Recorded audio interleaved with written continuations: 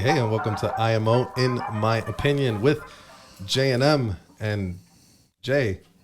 We got two Jonathans here today. It's be confusing. John, how are you today, sir? Since you had a nice day back. off. Hey, I'm allowed like a couple sick days a year, right?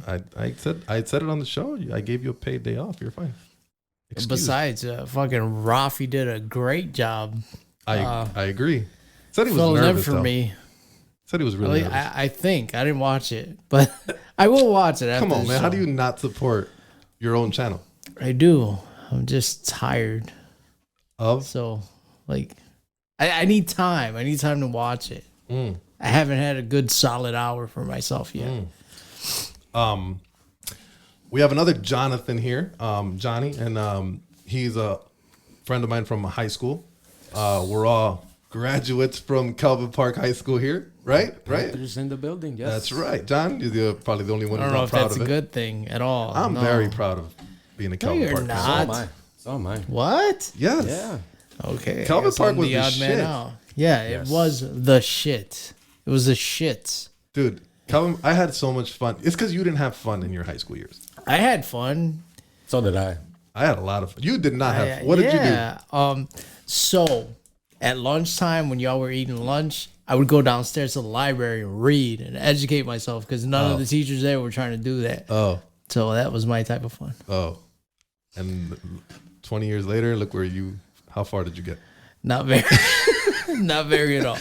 Johnny, No. what do you remember about high school, man? You had a good time? Man, I had a good time. I had a really good time. I'm glad you brought some of those yearbooks, man. I haven't seen myself with hair that young and that skinny in a long time, bro. That just threw me back.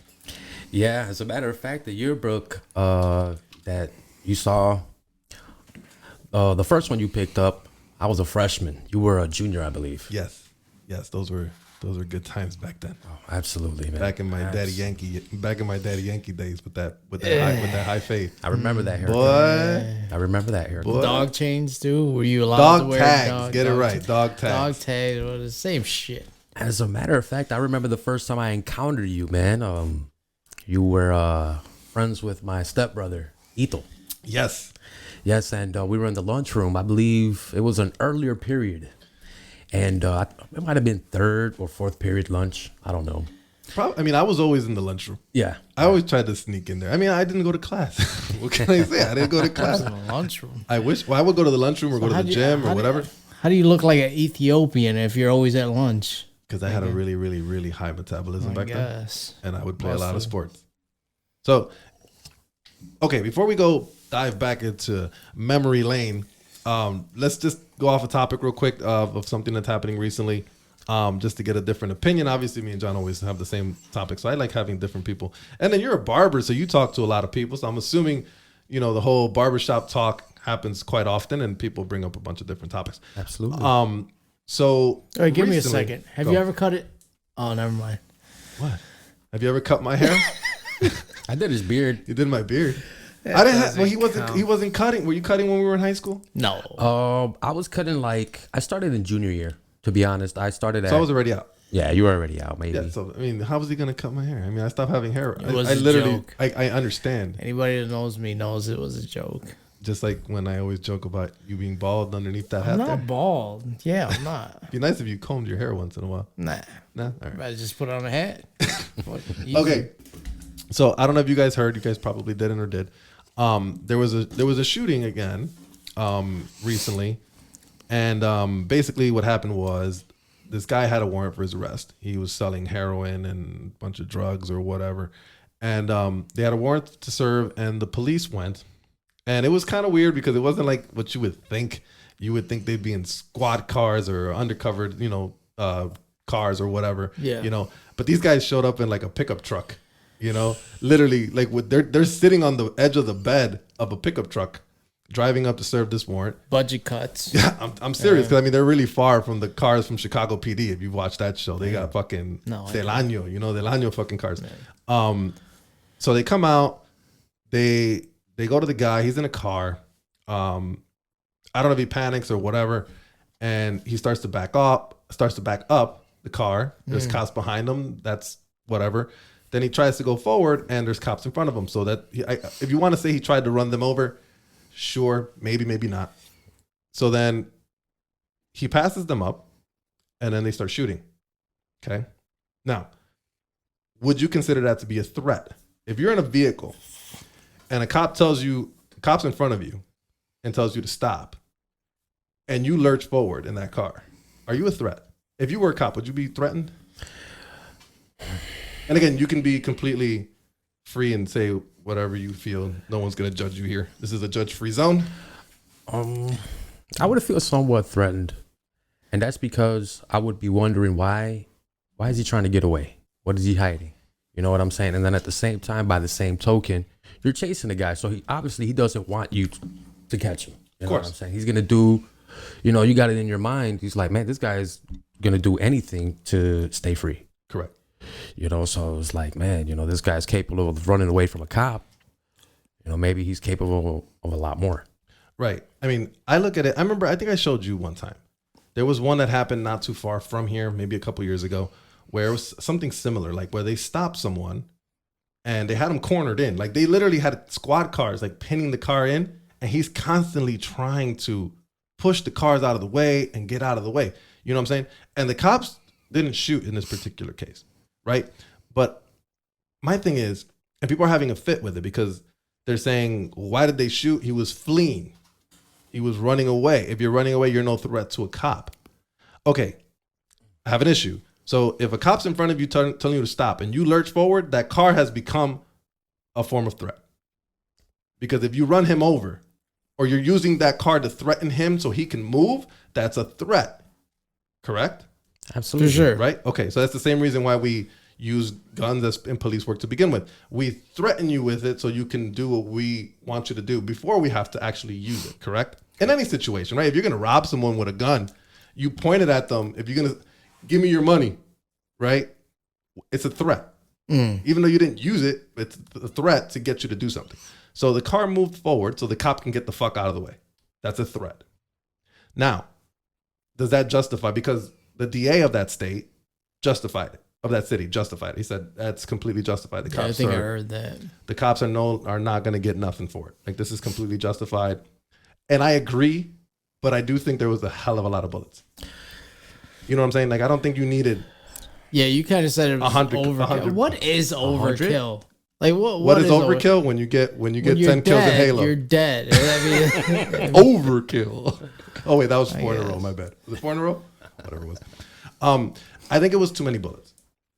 How many? But it was a lot, like because they had assault rifles and stuff like that, so it wasn't like they were using just handguns. You get what I'm saying? But then my biggest question, and I'll ask you because I mean I'm pretty sure I know how John's gonna respond to this. So, what is it with people and this idea of they're fleeing, so we shouldn't do anything? You get what I'm saying? Like that, I feel like that's crazy. Yeah, absolutely. I mean, if the person flees, there's no question what they're gonna do next. There's absolutely ain't no telling. And you know what I'm saying? It's like, man, you're gonna kind of wonder, like, man, what is this guy gonna do next? Right. Like you have no idea, and then people are complaining, right? Like, oh, you should. He was no threat. He was running away. Okay, let me ask you a question. If you're fleeing from a cop, okay, in a car, so you already did something wrong, probably, Absolutely. right? Okay. So now you don't want to get caught. So you want to say he's not threatening no one at that point. That's bullshit. You know why it's bullshit? Because as a fleeing suspect, are you gonna follow the laws of the road at that point? Are you gonna stop at a stop sign? Are you gonna stop at a red light? Sure, are you gonna signal when you turn left? Of course he was. Of course not. He's gonna stop for the little old lady crossing the street. That's my point. So I'm like, I get what people say. He's not a threat at the police, but he's a threat to society at that point. An even bigger threat. Because anything could happen at that point. Because he's no longer thinking about following the road or whatever, or the laws of the road or whatever. He's just trying to get the fuck out of the way. So if he eats a red light and hits your abuelita, who are you going to blame? You get what I'm saying? The cops, in my opinion, did something. They did the right thing. Is it way too many shots? Probably. Did you need 1,000 shots? It wasn't 1,000 shots, but did we need that many? Probably not. You get what I'm saying? I think that's where my only issue is with this situation, but people are so fucking pissed about it. And then the family. This is where I'm like, people don't even tell the truth. So the family went and saw the video before everybody else did, right? So they came out on the press and they said he He was executed by the police. I don't think they know what that means. And then the video comes out. Was it an execution?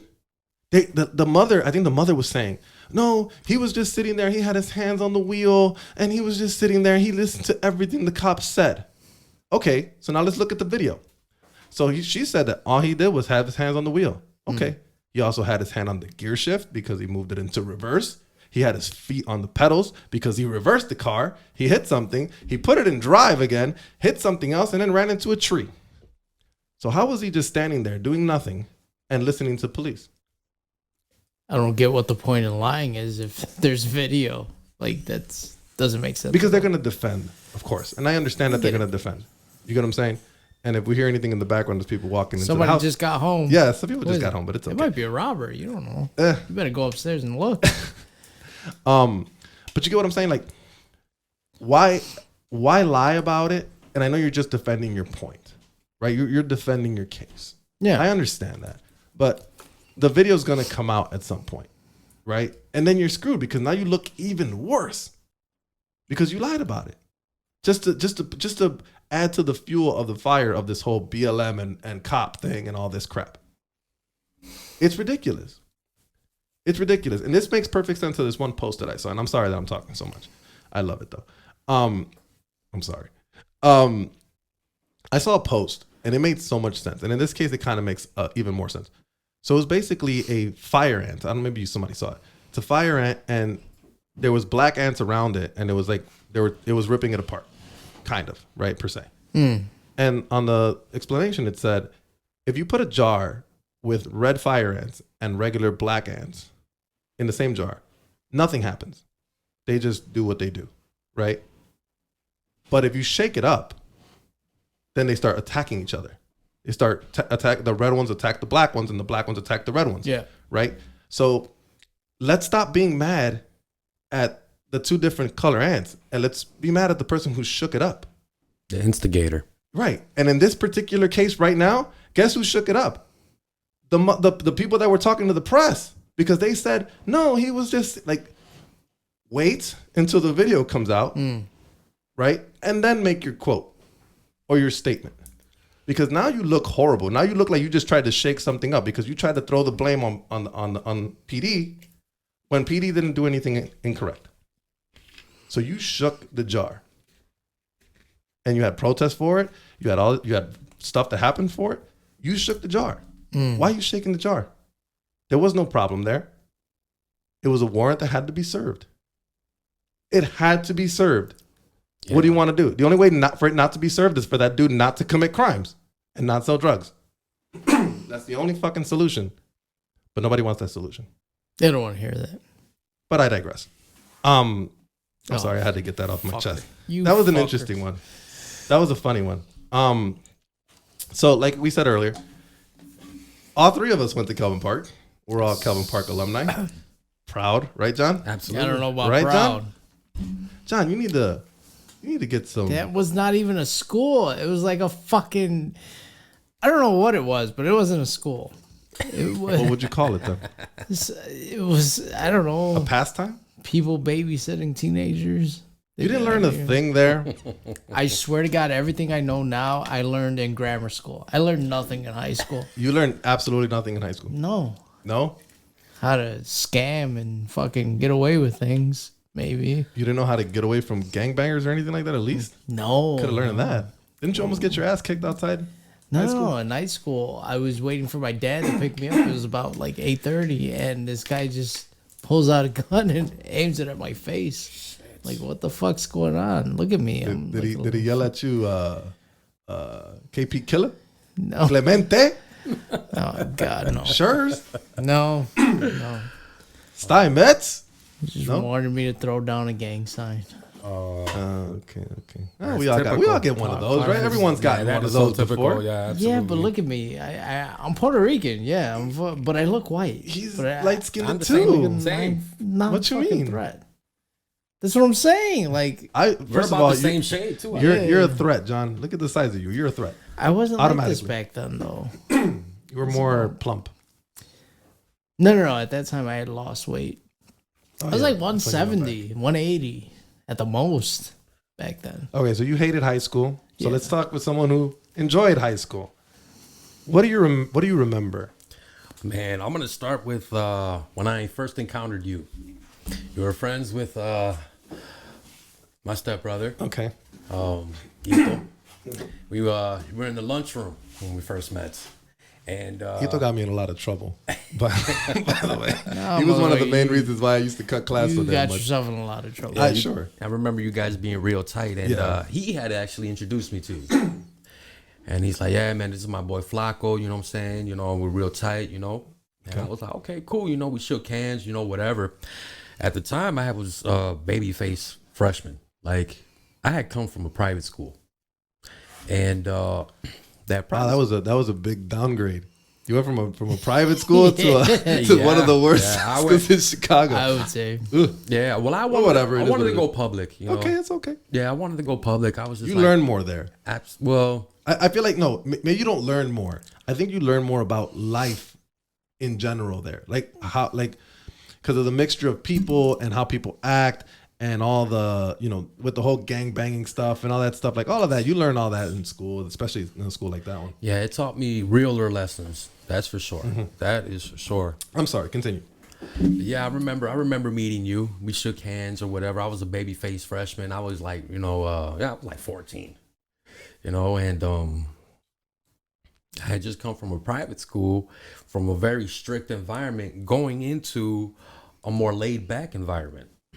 To So- say the least. To say the least, yeah. So I felt like at that time I was socially awkward because, I was coming from a very strict environment. We could even shake hands. Students over there at the other school could even shake hands. So I'm like, man, this is a totally new, environment for me. So I had to adapt. I went through like an adaptation phase, of shaking hands a little bit more, being a little bit more open, being a little bit more social. And that year for me, freshman year, was like a year that I was learning a lot about myself, as far as identity. Why I liked the things I liked, why I did the things I did. I went into high school, with a goal in mind. I wanted to join the Army originally because, Ouch. I wanted to join the Army, bro. How do you feel about that now? You still have the concept, like, or you just disagree with the whole Army thing now? Well, I had a total change of heart. Okay. I did ROTC with intention of going into the Army as a private first class. Okay.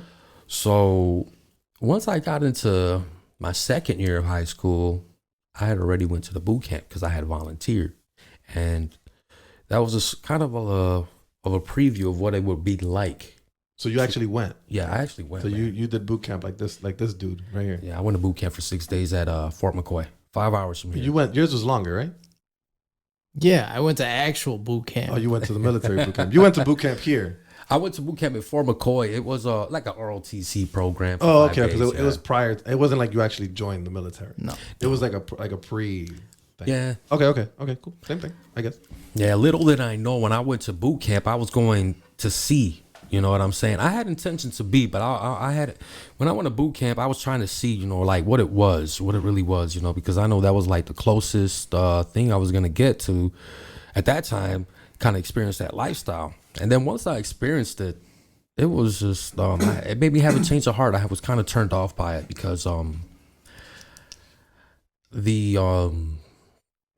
kind of the way they treat you a little bit. I don't like people yelling in my face, sort of. Oh, You know yeah, what I'm that's- saying? I'm that's just gonna- like, that's gonna happen. yeah, Drill sergeant. yeah, I'm not a fan of getting that. all up in your face. I'm just not a fan of that. People, like they're talking, yelling, and you catch some of the saliva in your face. It's like, man, dude, come on, man, what the fuck? Your breath stinks. You think they're doing the whole COVID thing now? You think they yell now? Or they Oh, yell? The drill sergeant has a fucking little plastic shield. No, Shit. they don't give a fuck. I don't know. Military was never a thought. Like I can't No? picture myself. Really? No, never.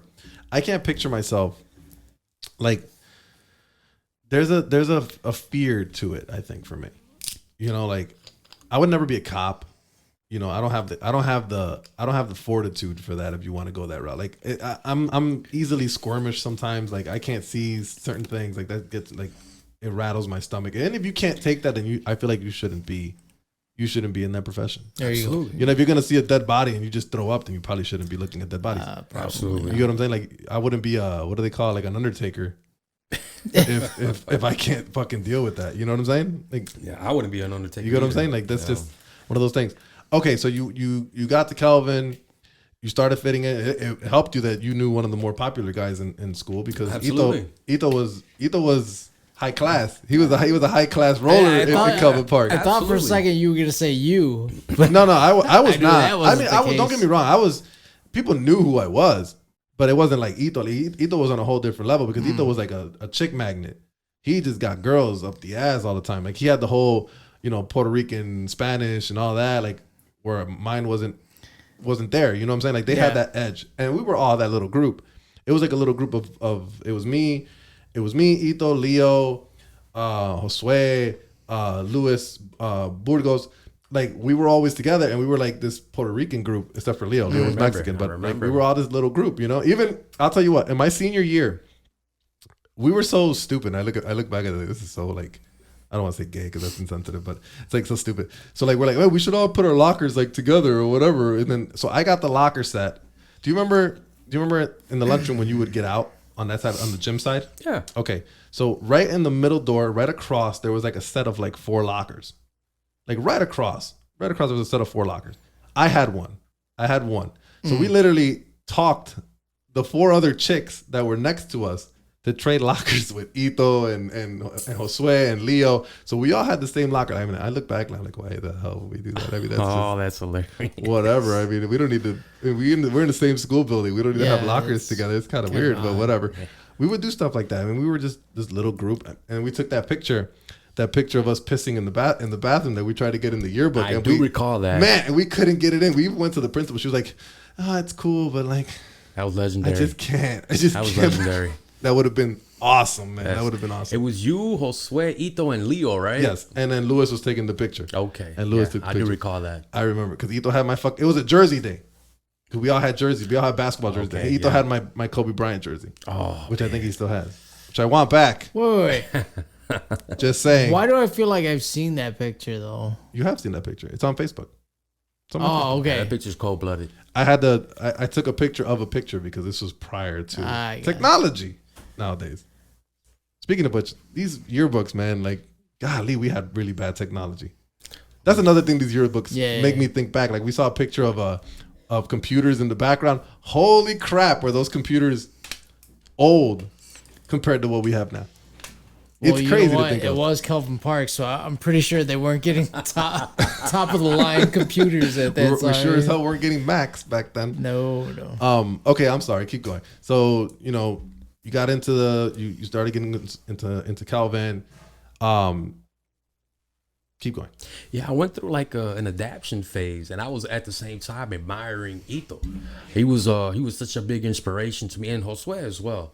These guys, I grew up with them.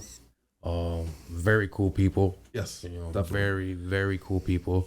A lot of the things I did back then were either inspired or influenced by them. The music I listened to back then. That's when reggaeton was in that. When reggaeton was in the peak. What? They introduced me to reggaeton. Me too. Yeah. Me too. Cause I didn't like reggaeton too much. When I was younger, I was more into hip hop. Like, I like Ludacris and Nelly and all those people. Eminem. Yeah. Are you serious? Yeah, Stop. Eminem. Come on, bro. Eminem's like the greatest rapper ever, bro. Yeah. And then when I got to high school, right, and I started hanging out with them, they're over here listening to Teo Calderón and Don Omar and Vico C and all these people, and I'm like, oh, this is lame. And then I started listening to You See How Girls Start to Dance to that shit. I'm like, oh, you know what? I changed my mind. It's all right. It's all right. Yeah, they introduced me to a lot of music, the reggaeton, bachata. When I first heard bachata, to me, it all sounded the same. I thought it was like a big, old, long, never-ending song. I was like, damn, brother, all these songs sound the same. But then, that was the secret weapon, bro. Yes. Bachata's the secret weapon. Oh, yeah. To what exactly? To getting them chicks. Yeah. That's how you get them chicks. Learning how to dance, absolutely, man, does help. It That's does. how I you know do it. he That's how you do it. fancies himself. Dude, let me tell you, I don't fancy myself a dancer. Yeah, you do. Not anymore. It's fine. I don't fancy myself a dancer. First of all, I haven't gone dancing in fucking years. Me neither. Since I was young. Okay, now when I was younger and I was in my clubbing days, that's probably why I still have my little 6-pack and everything. I was going clubbing every fucking day. Green Dolphin, Green Dolphin. I used to go to Green Dolphin. Volca. Volcan all the time. What else? You tell me. Transit. 720. Was that other one Excalibur? you took me to? Mambos, but that was shitty one. Excalibur was lit, man. Bro, that place was enormous the first time I ever went there. Bro, when I first turned 21, that was actually my first club. Really? Yeah. 720 was my first freaking club. lit, dude. I was like, shit. I don't even know how many drinks I had that night. I don't remember. I don't think a lot of us remember at 21. Man. 20. Those are dead brain cells there. Absolutely. Excalibur was crazy because like I always thought of Excalibur like, you know, more of the upper class type club or whatever. Like I think I went there like maybe twice. I think It's Castle now, ain't it? Something like that. I don't know. Maybe it's literally a castle now because I mean nobody goes clubbing anymore. You can't. I went with Ralphie. I want to say it was with Ralphie once, and then I went with someone else a second time. Like that place is crazy to move around in. Like to find you find pathways to this balcony and a pathway over here and over. Bro, you could get lost in that fucking place. Yeah, it was bananas. And if I used to think not 720s. What was that place on Milwaukee? V Live. You ever go to V Live back when it was open? Man, V Live was the spot, brother. To me, V Live was the shit. Did you like V Live? Yeah. Bro, V Live was the fucking spot, okay? You would go there on a fucking Friday night, Saturday night, and there was a floor for you. Okay, maybe not you, because you like metal and rock. Maybe not you, but for everybody else, there was a fucking floor. There was a floor for the Mexicans because they had all the banda music and all that all that going on, and you see them jumping around. And then they had the floor with the bachata and salsa, and you had all that sexy shit going, all that shit. Then you had the main floor that would play a little bit of everything. You had that hip hop room on one side, and you had that reggaeton room, bro. yeah, they had all the vibes. Bro. Man. They had all the vibes. All that dry humping was going on in there, boy. no techno, huh? Nope. No, fuck. Nope. Sorry. None of the glow sticks and no. none of that. That sounds more like Entourage. You know what? I never went to Entourage. Entourage, they got a lot of techno music. Well, the last time I went, they had Which a was lot. when? Shit, How many years has it been? Ooh, yeah, good amount of time. Okay, so let's go back. High school. So, what's your best memory there? Like, what do you remember the most? My theatrical career. Your theatrical career. Yes. Do we have a theatrical department in Kelvyn Park? Yeah. Like, because your brother said he would do stuff in high school, right? Yeah, my brother, step brother, he would do stuff like he'll take part in some shows and like dance. I don't remember having like an acting department or anything. Yeah, we like had that. a drama club. Did we? We had a drama club, Where man. the fuck was I? Yeah, led by Mr. Tuggle, Oh yeah, you know what? I Yeah. do remember the that. English teacher. Yeah, I remember Mr. Tuttle. I remember him. Yeah. Little short dude. Yeah. You So remember?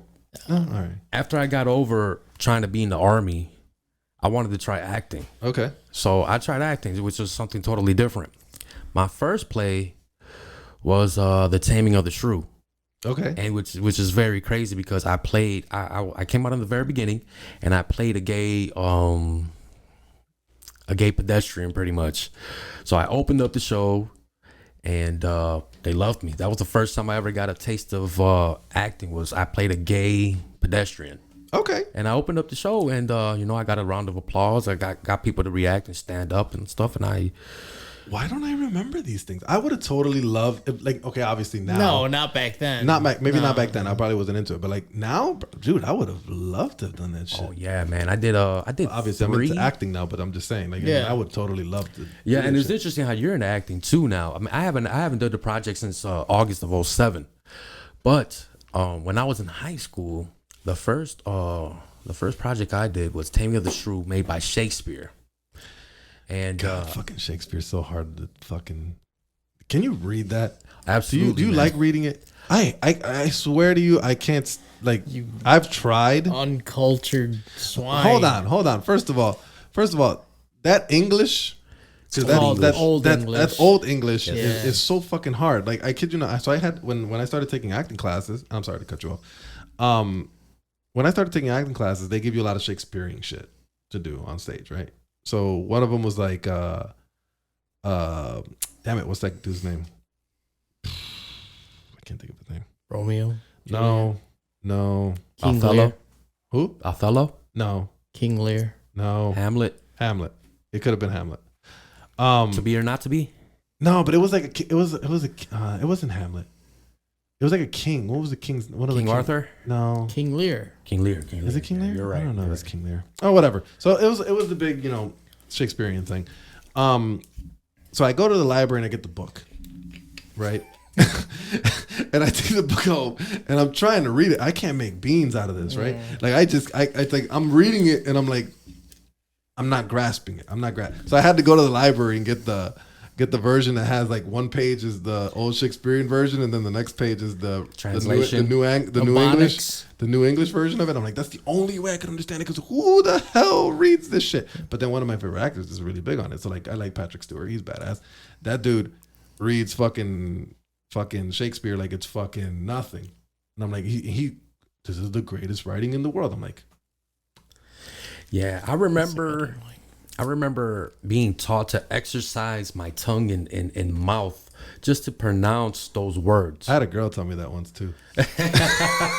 So I was taught, like, before you read a script or whatever. That sounded kind of messed up, but yeah. Okay, I'm sorry. It's all good. It's all good. They had me do like these weird exercises, man. They had me like go like stretch my mouth up all like to like open it all the way wide. You look like one of those Beetlejuice characters. Remember that part in the film?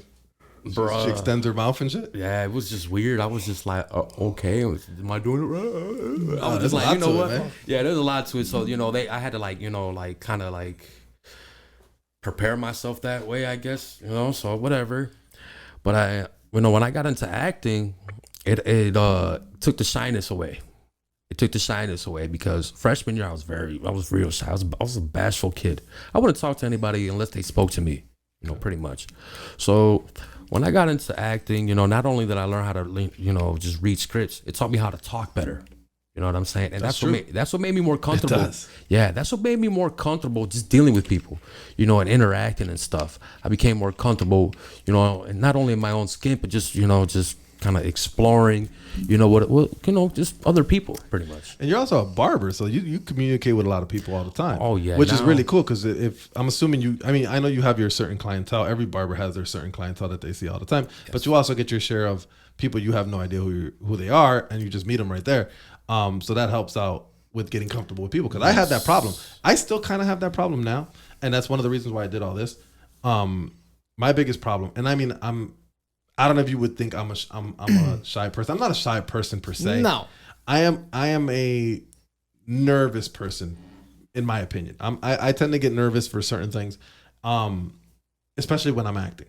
So like if I'm in front of if I go for an audition or whatever, dude, I am like shaking like it's no tomorrow, right? Oh, yeah. And especially for and if I'm on set doing something, I'm shaking for the first whole take, like literally, like you could hear. If I was holding a microphone, you would hear it. You know what I'm saying? Like that's the whole thing.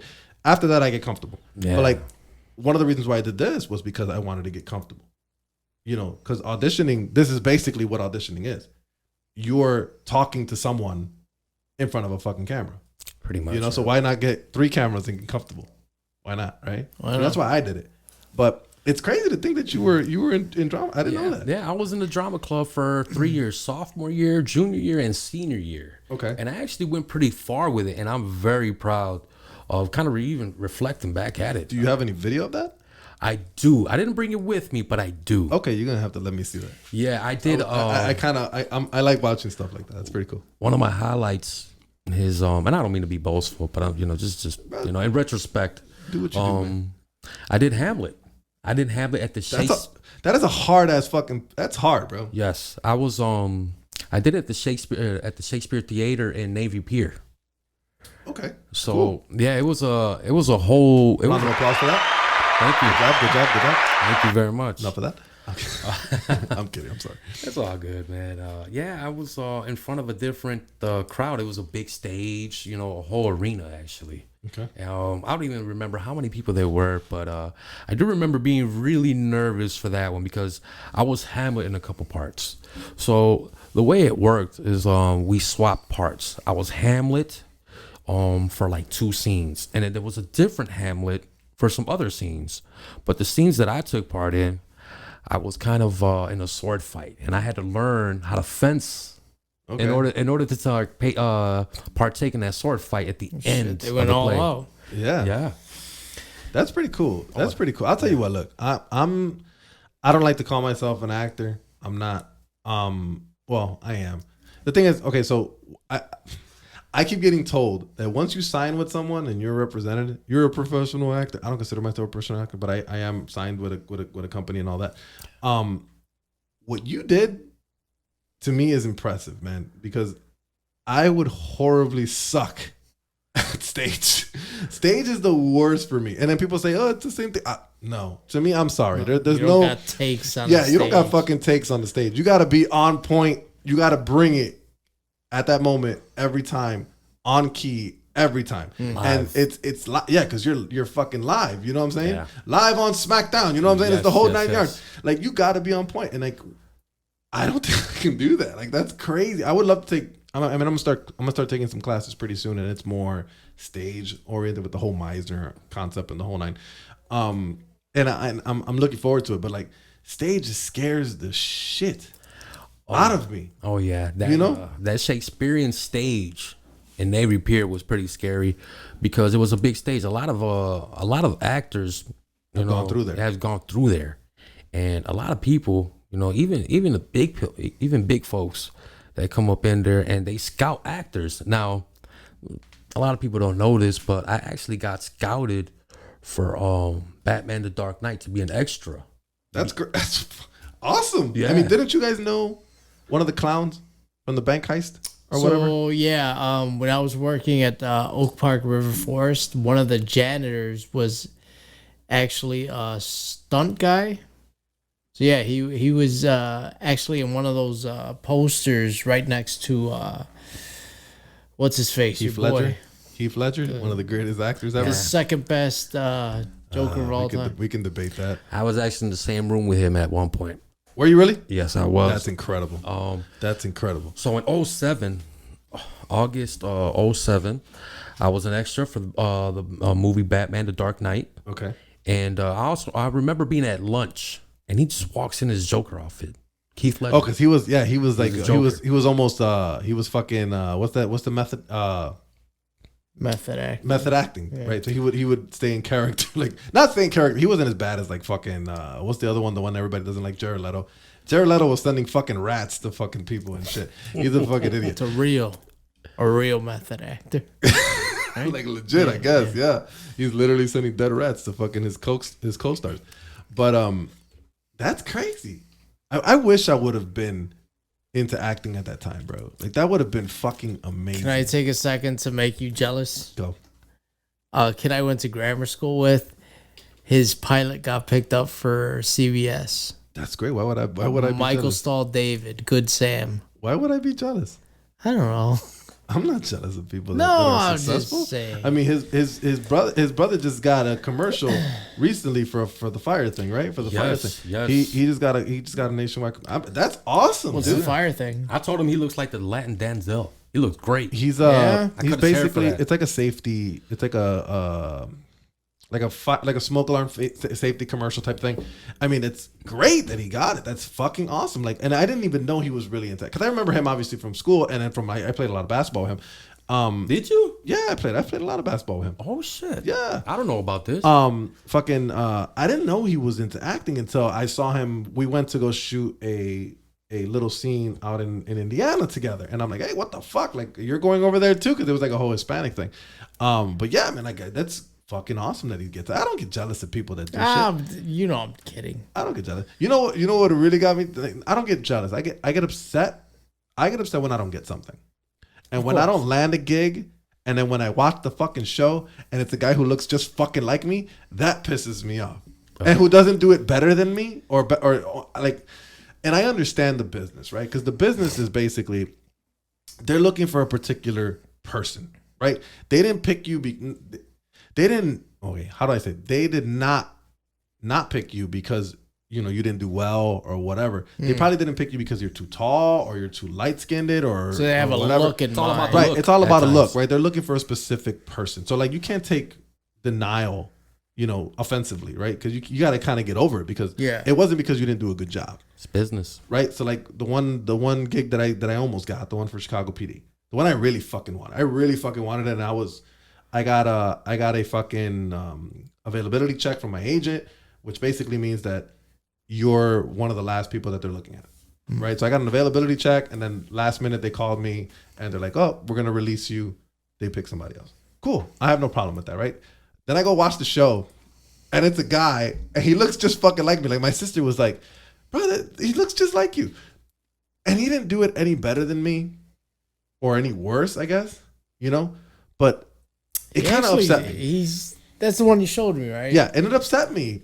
There might have been a little knick-knack in there. But I mean, it could have been like, okay, we didn't want a Hispanic because I don't think he was Hispanic. I don't think the guy who they picked was Hispanic. He was like Middle Eastern. Yeah, he was like Middle Eastern or whatever. And maybe that's what they wanted, and that's okay. I mean, we have to get over that, right? Obviously, we're upset, but we can't take that personally because it's just the business. The mere fact to me that they looked at me and they said, maybe we can use him, that kind of like turns on the light bulb. Oh, that's why I do all this shit. That's why I do my own short. That's why I do all this bullshit. Because, dude, like, you have to kind of go for shit sometimes.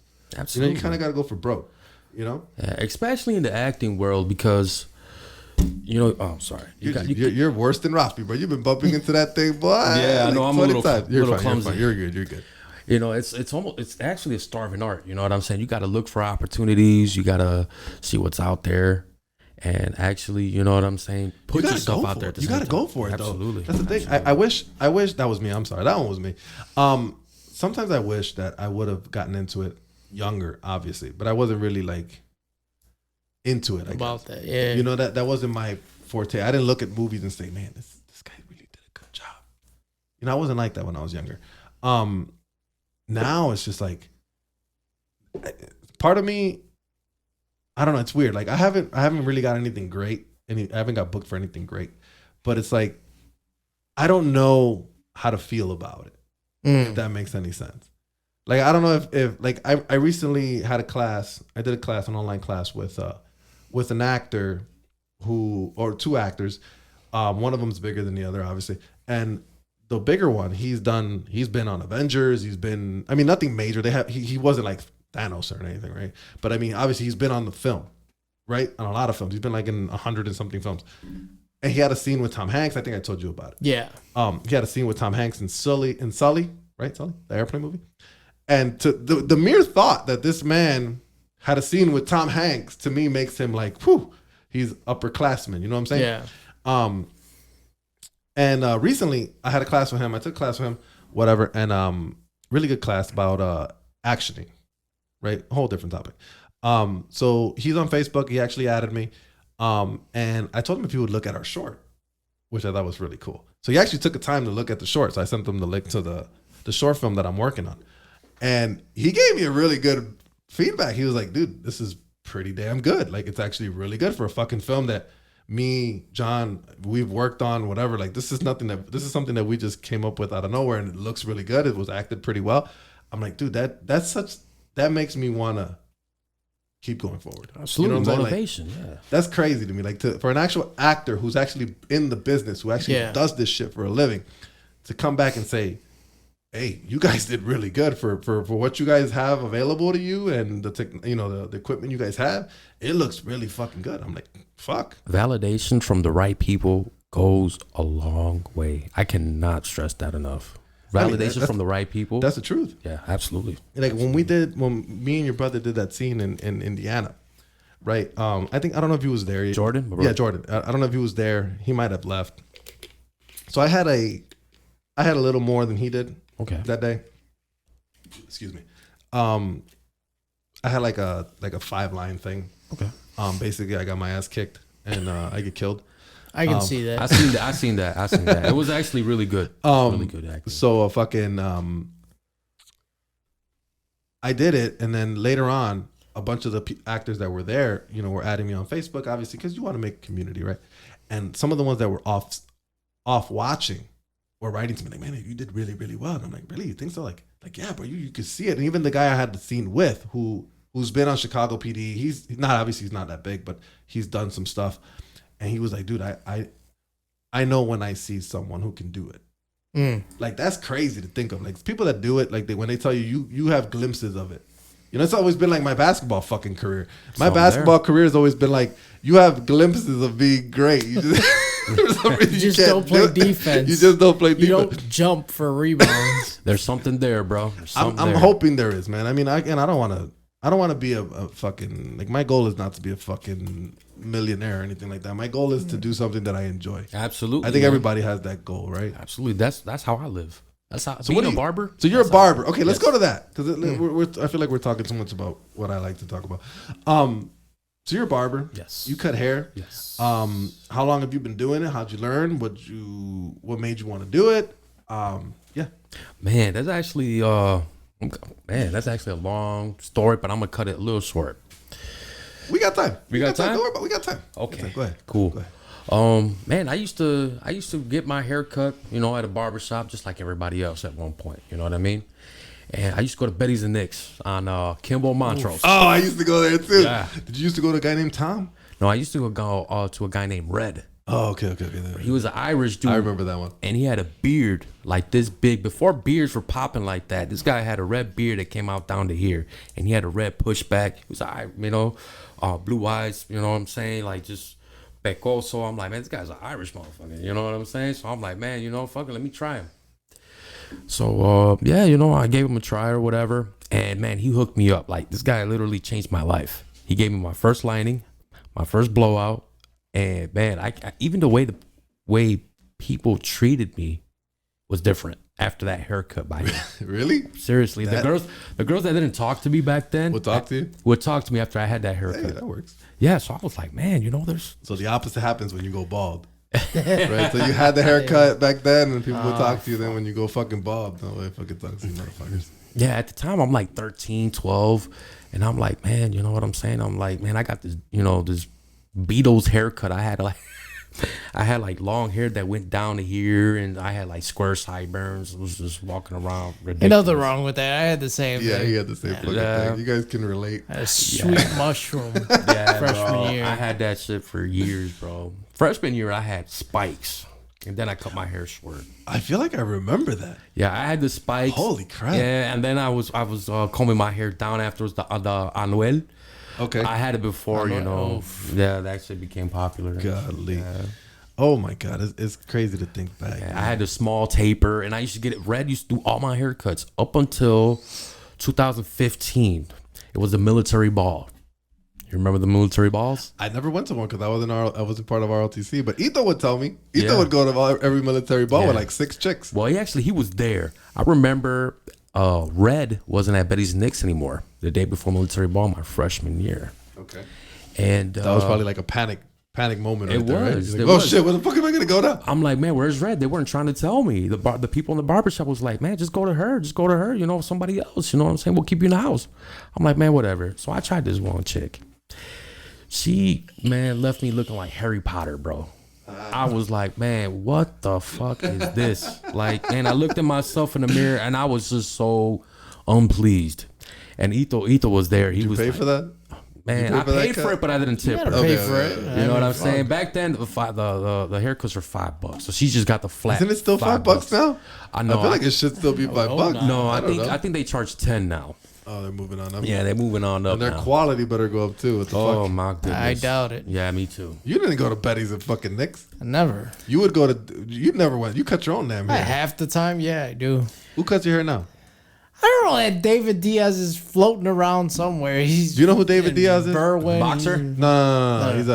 He's a barber. Although I know He went to Kelvyn Park. I don't think I've. No, Did he go to Kelvyn Park? Yeah, he went He did. He went to Kelvyn Park. Maybe if I seen his face and I recognize I feel like him, because he's a maybe. very popular. No. He's a very popular. He was probably gone because he was in my. Because he was older than us. But he's a very popular barber. Like a lot of people know who he is. That's what's up. But I remember the days. He's like gonna be, legit. He's like he's legit. like he would travel. He would travel to fucking shit on his Instagram. He'd post traveling, haircut shows and the whole 9 yards. Nice. He said he wants to be on the show, so we're gonna get him on here too. We're gonna get him on here. We're gonna get him too. Where was I going with this? It's like my memories of David Diaz. My memories of getting a haircut are kind of coming back. You got no hair. kind of scared. I'm sorry. Go ahead. Continue. So yeah, they weren't trying to tell me where Red was. Okay. You know what I'm saying? And I'm like, man, where's Red? They're like, man, Red's no longer with us. He doesn't work here anymore. Yada yada yada. I'm like, okay, where is he? And they were trying to. They're like, we don't know. So I'm like, oh man, whatever. So I needed a haircut because the following day was a military ball. So I'm like, oh man, whatever. To a high schooler, that's the most important day of the year. Man, that and prom was like, yes. So man, she had one blowout higher than the other. I was like, man, what is she doing? Like, well, the right side was up, the left side was like lower. I'm like, oh no. So in that moment, I told myself, I'm like, man, I could do better than this bitch. Like, she fucked my hair up so bad. I was just like, man, you know what? I'm going to Walgreens and I'm gonna get myself a pair of clippers. So I got myself a pair of Conairs that were like $25. And you made it happen. I made it happen, bro. Like, and look how much money you saved already. Oh man, good luck. Can you imagine how much money you saved? Yeah, I remember. Imagine. Shit, bro. Yeah. So what'd you do? You just went at it? Like, or I just did went you at actually it. Looked up? Oh, did we have YouTube at the time? No, we did not. I did not. YouTube would have been awesome at the time, at least. Yeah, I did not go on YouTube to cut my hair. I actually kind of remember, and I kind of mimicked his motion with the hand. That So you're good at that, then. Yeah, I'm you're good at that. You're a visual learner. Yes, I'm kind of the same way. John, are you a visual learner? Probably not. I can read. I like to read. Yeah, he had a motion, what I'm saying, which was very smooth. And I try to mimic it the best I can. So I kind of faced myself, towards the mirror and stuff. And I was just like, just working and working. And then sure enough, it looked better than what that female did to my hair. I was like. And then you started a career from it. Yeah, I started little by little. It's happened so gradually. From there on, I did my own linings. I didn't trust no barbers because I didn't think at that point nobody could cut like Red. I'm like, man, this guy was, the best barber ever, whatever. Which I thought, man, I really believed it. But then, I later on found out, as my career went on, that there's other good barbers. But man, at the time, I didn't know too many barbers. So he was like the main one for me. Okay. So anyway, man, he cut my hair, I'd say for like a good 3 years. And then that happened. And then I started cutting my own hair. I did my tapers. I used to go on my sides, take the straight razor, kind of make the curve right here. God, I remember those days. Yeah, the curve. Young, I remember those days. The curve right here. Happened. Yeah, you going to town on your eyebrows. I don't go to town on my eyebrows. Yeah, Fuck you. I went to town on my eyebrows, bro. I went to town when I had Spock eyebrows.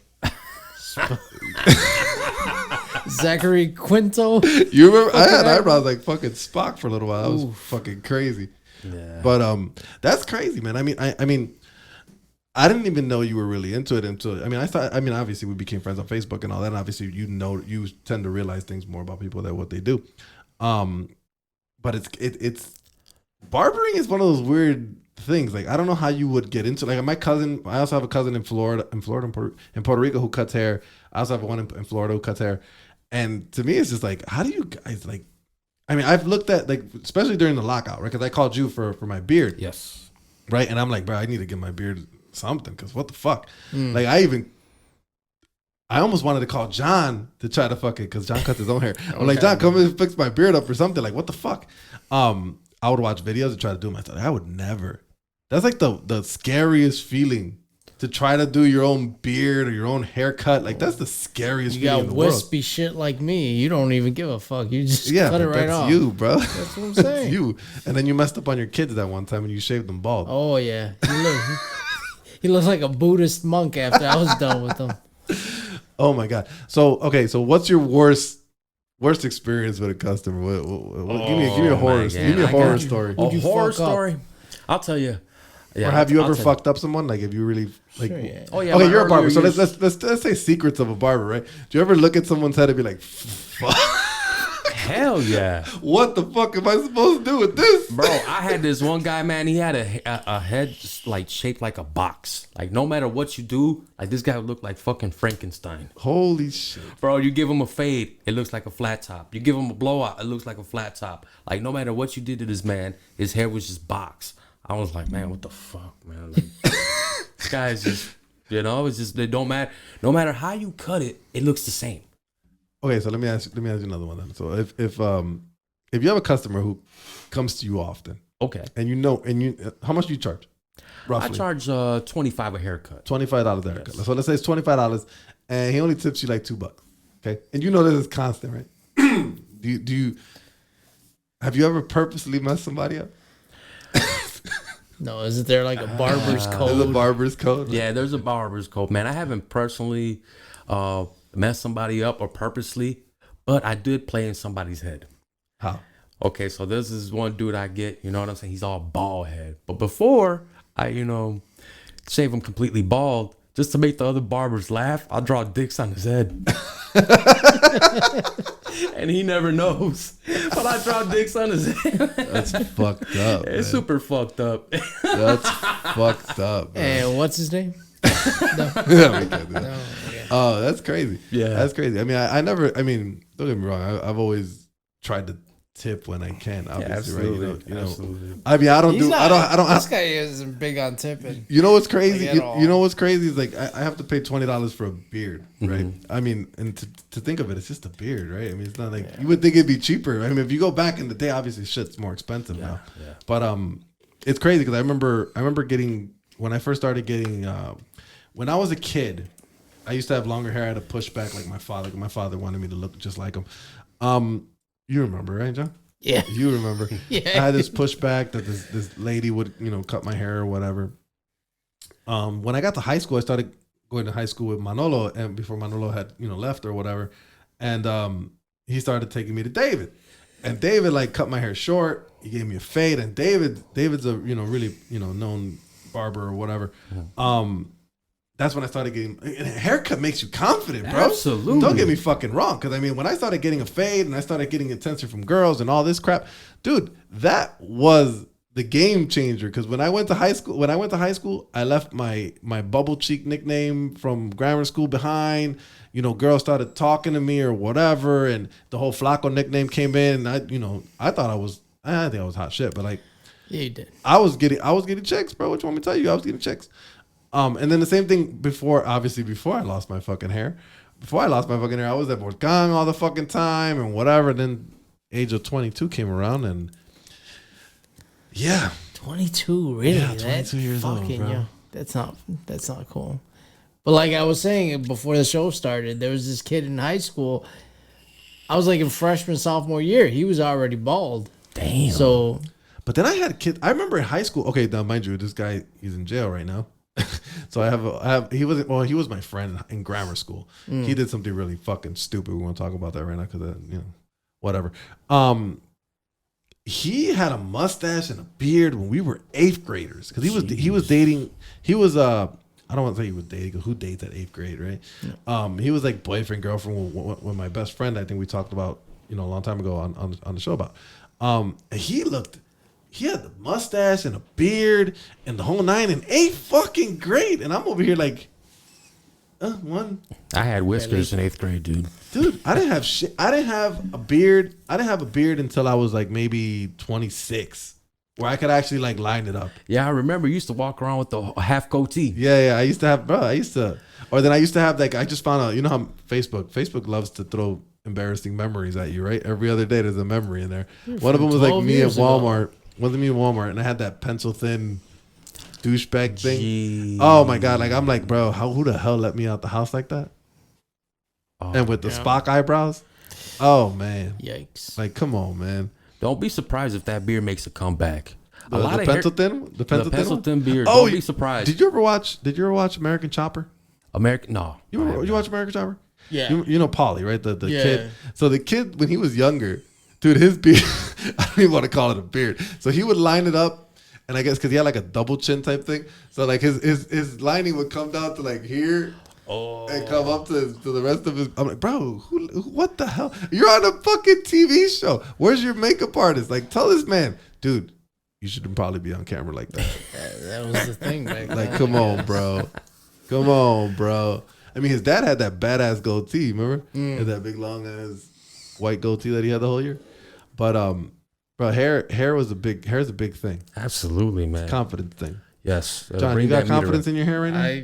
I do. I got a full head of hair. Because you have a hat on the fucking I mean, time. Apparently, everybody wants to see your full head of hair because Rafi was here last week saying, "Oh, does he really have hair underneath that hat?" I will show him off camera that I actually do. Why have off hair. camera? He's not here right now, so what does it matter? How about you come? How about you come to work one day with your hair fucking combed? Be nice. Nah. It's a little different look for you there. I'll show him off camera. I'm sorry, we just go off tangents. I'm sorry. Barber, you're cutting hair. So what do you do? You still cutting hair now? Yes, Where do you work at? I work at Who's Next Barbershop. Okay. Logan Square neighborhood, borderline Bucktown, but it's still Logan Square. I thought you were working at that one shop. Remember that one? I went there once. It was on like VIPs? Armitage. It was on Armitage and Albany. Yeah. Yeah, that was VIPs. I was working there for a very short period of time because there was no traffic there. It was like a graveyard. It's very dead inside that barbershop. But people were nice. I had no problem with them, personally. But on a business standpoint, it just wasn't working for me. Hey, business is everything. Right? Yeah, business. Yeah, and I needed, I was younger, but at the same time, I was hungry. And I was just like, man, there's just more. So I got a call from Hector's Barbershop at that point. Before it turned into Who's Next, Hector himself called me. He's like, hey, man, you want to come to the other side? And I'm like, sure, man. I'm ready, willing, and able. You just let me know when. So a week after the time he called me, I'm working in his barbershop.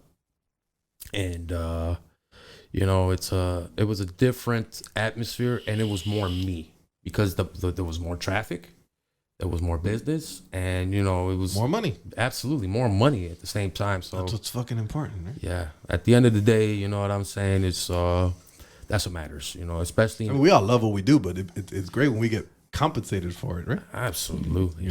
That's the point, right? See all that. I mean, I don't do any. Like, I mean, I work a regular 9 to 5, and I mean, not 9 to 5, 7 to 3 or whatever the fuck. I mean, I wouldn't do it for fucking free. Absolutely not. You know what I'm saying? But I mean, I guess that's the difference between something you love and just a fucking job. John, you have something you do what you love, John? Huh? You said what? Do you love your job, John? What I do well. Do you want me to bleep it up? I don't fucking love it. Yeah. You want to what? That place. No, man. I mean, that's great that you enjoy what you do, which is the point, right? Sometimes it's a job. Sometimes I like it. Sometimes I like it more days than others. You know what I mean? Because I'm human, and sometimes I just get tired. Not only of just doing the same thing, but just it makes my mind tired at times, and sometimes I need a mental break. I'll just be like, man, you know what? Burnt out. Yeah, I'll be burnt out. You're wearing a wrestling shirt. I'm assuming you know the term burnt out, right? Yes. I mean, when you do something so much, like at any job, you get burnt out. Like right now, I'm burnt out of my job. I need a fucking vacation. Absolutely. I need a fucking vacation. I'm not gonna take one until July, but whatever. Everybody needs a break. I'm assuming, it's just, you can't do the same thing all the time. It's just annoying. Yeah, I mean, absolutely. You run into different things every day, people you don't like, people you like, whatever, problems here, problems there. You always need some time off, absolutely. Or at least on your time off, do something else, Yeah. So every time I take a break from work, I just smoke a blunt, go back, kind of take myself, you know what I'm saying? I saw you with the marijuana socks. Oh, yeah, absolutely. Absolutely, man. I like wrestling, weed. You like wrestling right now? Right now I'm not nah. No, do you still watch it? I still watch like the older clips. I go on the WWE network and watch all the older stuff. I watch the older stuff. Do you see the stupid shit they did now? That they censored it now? Did you see that? Have you noticed that? Yeah, I have noticed that. They don't show chair shots or anything. I think I told you about it. Yeah. Like, they don't show fucking chair shots and shit. Like, what's the fucking point? Come on. I'm not gonna pay fucking a subscription for the network, and then you're not gonna let me see The Rock hit Stone Cold with a fucking chair. Yeah, wrestling is like violent by default. Fuck. I don't get it. Like, come on, man. Like, come on. Like, seriously. Speaking of like I said, wrestling's kind of stupid now. It's Yeah, just so yeah, fucking stupid. corny. Sometimes I try to watch it. You know what's actually not bad? AEW's not bad. AEW is not bad. I actually went to an AEW show about a year and a half ago, and I loved it. All or nothing. It wasn't pay-per-view an one? all or nothing. It was a Dynamite on TNT. It was Dynamite. Yeah, it was Dynamite. How was that? Oh man, it was awesome. It was better than the It was better than the Monday Night Raw I went to like a year prior to that. So I went to the show, and Chris Jericho comes out, and it's Because he's still a thing. yeah he Needs to fucking retire. He's a I'm thing, sorry. alright. He needs to retire. I think he's dope. I think he's dope. He's dope. Don't get me wrong. He's a legend, right? Yes. He's a short ballot Hall of Famer, whatever the WWF Hall of Fame means, but whatever. He's a short ballot Hall of Famer. He has an amazing fucking career. But dude, do you want to fucking die in the ring? Like, that's the thing about wrestlers. Like, wrestlers don't know when to fucking retire. Oh yeah, those guys Like, chase the dude, glory days. Leave it alone. You have nothing else to prove. Chris Jericho especially. Chris Jericho has nothing else to prove. He was a underappreciated talent in WCW. Yes. He went to WWF and he proved that he can be a small guy in big time matches. Okay? What else do you need to prove? Got that. Why He's do you got need the gift of gab. He can talk. Yeah, he can talk. His micro. He's great. I think the best thing I ever saw, the best thing I ever seen him, I swear, was The Rock and him when they were making fun of Stephanie McMahon. Yeah. Their And microphone like he skills are second to none. shows a picture of Stephanie McMahon before she had a boob job, and then he goes, "Oh, our $1 billion princess has sure grown this last year or whatever because she had a boob job." Like it's amazing. Like he's an amazing character. And then I read recently he like fell off some cage or whatever, and everybody saw that it was padded underneath or whatever, and everybody was pissed off. I'm like, dude, you don't have to be jumping off cages anymore, bro. Yeah. It's okay. We all know how it's gonna end. We're a broken neck He's via like in his the late lion 40s soul. or something like He's that, right? old already. I mean, I don't want to say 40, he's he might be old. 50s. He might be in his 50s already. Ooh. He's not super old, but granted, I mean, Ric Flair was wrestling like 10 years ago, right? And Ric Flair is old as fucking. he's a whole old as nother fuck. A little level, over though. 10 years, yeah. I want to yeah. say a little over 10 years ago, he was probably still wrestling. But I mean, wrestlers are one of those rare groups of people that don't want to let go. Like, let it go. Do you understand that the older you get, the more chances, like, Edge is still fucking wrestling. Guy's 46, 47. Why? Yeah. Why are you wrestling? He had neck fusion surgery and you're fucking wrestling. Why? I guess it's the love for the business. I understand that. Yeah. But your health is a little more important than Come that. on, bro. Michael. You don't Yeah. understand. It's like you in basketball. You shouldn't be playing basketball anymore. Why not? I You're can a still. fucking cripple. I'm in my 30s. Yeah. If I was in my 50s and you tell me, sure, you shouldn't be playing anymore, then I would listen to you. But imagine if you were getting paid to do it. You'd try to do it for as long as you possibly can. I don't know, bro. Yeah, I don't you know. would. When I that- don't Of know. course. I mean, how much money do you need? It's almost like Apparently that they Mayweather. need It's more. almost like that Mayweather argument. Like, why is he still fighting? How much money do you think he probably has? Why are you fighting? Why risk losing your perfect record? Why risk, even though it's a minimal risk? Why risk it at all and getting hurt at any point? Like, imagine he comes out and fucking takes one little jab or whatever. He tries to bounce back and he fucking tears his ACL.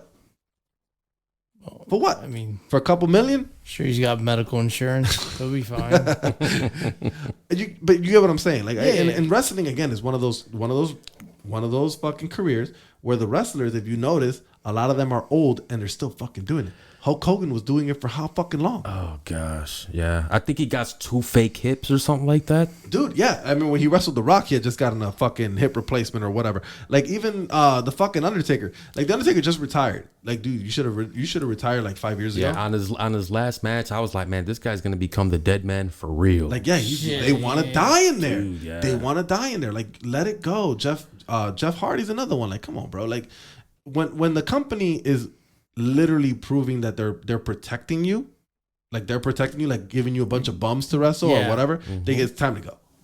It's time to go. They even have a no contact list, meaning like when they have a wrestler who's like had previous injuries or is older, you know what I'm saying? You can't touch him. You can't touch him. You can't take a bump. You can't touch him. You gotta let it, and at that point, I'm sorry, you gotta let it go. Yeah, You gotta let it go, man. I mean, it's too much. I mean, your legacy is cemented, right? Chris Jericho, Jeff Hardy, all these. Even like, you know who I saw the other day that was like, I'm like, man, he looks old already. Randy Orton. I'm like, damn, bro, you look old. I remember when you first got here, bro. Bro, he came in at 02. Like, I remember that classic Rock and because the Rock has so many fucking great fucking. I know you hate the Rock. You hate them. Look at his fucking face. You fucking That guy hate was the Rock. my favorite wrestler for the longest. He was my fucking favorite wrestler. Yeah, hell Dude, like yeah. when he makes fun of Randy Orton and he tells him, I remember you and you were with your finger in your nose and I was talking and I was like, yeah, Mr. Orton, I'm gonna whoop your son's ass one of these days or whatever. Blah, blah, blah. Like he looked old to me, and I'm like, dude, I remember when you first started. Like, imagine someone who was Edge, for example. Edge was there prior by a good amount of margin than Randy Orton. And Randy Orton looks old to me. What the fuck does Edge look like to me? Him and Christian are both fucking still wrestling. Christian is wrestling in AEW. Edge was what, like 98, 99? 98, yeah. Bro, when they first fucking popped into the scene, when they were part of the Brood. The Brew. Oh, with Gangrel. Oh, That was cool, bro. that was cool. And their theme music was awesome. With them fucking spitting the blood in the fucking the steps and all that. That was dope. yeah. That was dope. The theme, like my favorite part of that group was their theme music, man. It was so damn lit, dude. Bro, wrestling, we don't have factions like that anymore. No, we don't, man. Like DX, fucking the Brood, the Nation, the Domination. Like we had NWO, NWO, LWO. yeah. You know what I'm saying? We had so many fucking The Acolytes. the Acolytes or AEP. APA. I'm sorry, APA. Those were dope, bro. Like we don't have that no more, bro. It's fucking ridiculous. Now we have a bunch of fucking clowns. It feels like a kid show. It feels like a kid show. It to is me. a fucking kid show because John Cena fucked it up for everybody. Yeah. And now John Cena's gonna fight Vin Diesel. That's great because that looks so good. Fast and the Furious. He looks like Vin Diesel. He looks like fucking Ernest. He looks horrible. I'm sorry. I mean, more power to him. Obviously, he's an actor and he's doing his thing. But here's my question. I've always asked this about certain people. Would John Cena be as popular of an actor right now if he wasn't a wrestler? Hell no. I say no, but that's just me. I don't think he would be that good of. I don't think no one would pay to go see John Cena if John Cena would have never went through the WWF. Yeah, I don't think so either. And I'm pretty confident with saying the same thing about The Rock, but The Rock is a little more charismatic Yes. than John Cena is. I don't think The Rock would be as big of an actor. Look at this man's eyes. I fucking You fucking hate The Rock, don't you? What a You know that piece he's of gonna shit. take up one of Arnold Schwarzenegger's new No, he's one not. of Arnold Schwarzenegger's roles. No, he's not. They're gonna do another what's that movie? Hercules. No. It's a more modernish. The one what's it called? That they did a remake not too long ago. The Sixth Day or something like that. It was one of those movies. Oh, okay. It was one of Yeah. those movies that The Rock is gonna do it. So he's gonna take another one of. You do know that that Arnold Schwarzenegger does have a scene with The Rock, and it was like the pass of the torch type thing. You know that, right? You don't know that? No, he So didn't if you pass watch- that torch. So if you watch The Rundown, you know The Rundown, right? Yes. The one with the guy from American Pie, Okay. Stifler. Stifler. Yes, Yes. Stifler. Okay, you ever watched that movie? I may have. Okay, so in the very beginning, The Rock's character goes to go get someone because he's like a bounty hunter kind of thing. Yeah, he's I like a guess, bounty hunter. He's trying to get a football ring. Yeah, he's trying to get a collateral from a loner, from a loan shark type thing. Yeah. Or whatever. So he goes to this bar, and while he's walking to the guy who owns it, or who owes it, he crosses Arnold Schwarzenegger, and they both link eyes, and he goes to him, he goes, good luck, or some shit like Yeah, that. yeah, Some that's shit. exactly It was what like he a says. passing of the torch type thing. Yeah, that torch went pretty fucking cold, pretty fucking fast. Dude, The Rock is hella better than fucking Arnold No, he's Schwarzenegger. not. I'd say so myself, man. You agree or disagree? Yeah, I agree. Dude, at The least you only- could understand him. The only yes, At least you could understand what he he's doesn't saying. butcher. He doesn't butcher the English language. Yes. No, he The doesn't. Rock can talk English perfectly. Yes, he can I don't speak. know about perfectly. Get out. Get to the chopper. I was so gonna put him as fucking cues on this thing. I swear to God, Arnold Schwarzenegger. No, don't get me wrong. Arnold Schwarzenegger did a lot for what he had, right? Don't get me wrong. He's another one. He would never be famous if he wasn't a bodybuilder. He would never be famous. What? He was the He would have perfect never Terminator. been. No, Let me tell you, he's- if he would have not have been a bodybuilder, if he would have been skinny like me, or skinny with a belly like me, right? He would not be in movies. He would not be the governor of fucking California. But that's It's a little different because Arnold had bodybuilding, yeah, but that wasn't like a natural transition into acting. That's why they picked him. What do you mean? But The Rock wasn't he in movies with didn't he go through fucking what's the owner? The owner, Vincent Kennedy McMahon. Yeah. Didn't he? No. Didn't he have his own like movie? No, that was thing? after. Yeah, but he may have helped him out Because they did that. They did that almost purposely. positive he They helped did that him out. purposely. WWF did their own studio purposely because of The Rock, because they didn't want to lose talent. Yes. So basically, under their new contracts, after The Rock did the whole movie thing, they made a contract that was in a clause in their contract that if they did a movie, it had to be under the WWE studio. So that way they protected their assets. So in other words, it had to be garbage. Sure, yeah, because the WWF. I mean, I don't know what movie they've done that was actually. Oh, you know what? The one with Kane wasn't that bad. Oh yeah, man. See No Evil. I think That that's wasn't the that was only one I like. Everything else was horrible. Yeah, Like, that's the only one the I like. Marine was fucking garbage, even though it had the guy from. It had Robert Patrick from Terminator 2. That was garbage. All of fucking Cena's movies are fucking garbage. I'm sorry. But back to the topic. The Rock. Okay. Plus, he's acting in the ring. That's a natural transition from acting in the ring to acting in a movie. Yes Arnold and didn't no. have that. Yes and no. It's a whole different thing, though. Yeah, it is. That's what Acting I'm in the saying. ring, no, but acting in the ring and acting in No. Yes, it is. It's a different thing. I actually tried easier. wrestling at one point. I tried wrestling. My cousin did too. That's an interesting. Go ahead. I'm Yeah, sorry. I tried wrestling at one point. I had gotten the opportunity to try to be an actual pro wrestler. I know a client of mine who also does it. He's really good, and I remember cutting his hair one day and asking him, I'm like, bro, how do I get the same opportunity you got to do what you do? I want to give it a shot. I was 28 years old at the time, and I felt like I had some, I wanted to try my hand at it. So I go to his gym. The same gym I go to now, Hybrid Fitness. But I was being introduced into the pro wrestling world, like literally. So I do the first class or whatever. I'd start off with 500 squats, no weights, just 500 squats, my own weight. It was excruciating. Like, I wasn't even ready for that. I've never done 500 squats in my life consecutively like John, that. you ever done 500 squats in your life? You're a big bodybuilder. No. You should. You know what? You look like you could be you're just too short. You're too short to be a pro wrestler. You ever heard of Rey Mysterio Jr.? Yeah, but first of all, have you ever heard of a person named Vince McMahon? He only likes big guys. Fuck him. What do you mean? Fuck him. He's the cream of the fucking crop, like Macho Man would say. Yeah.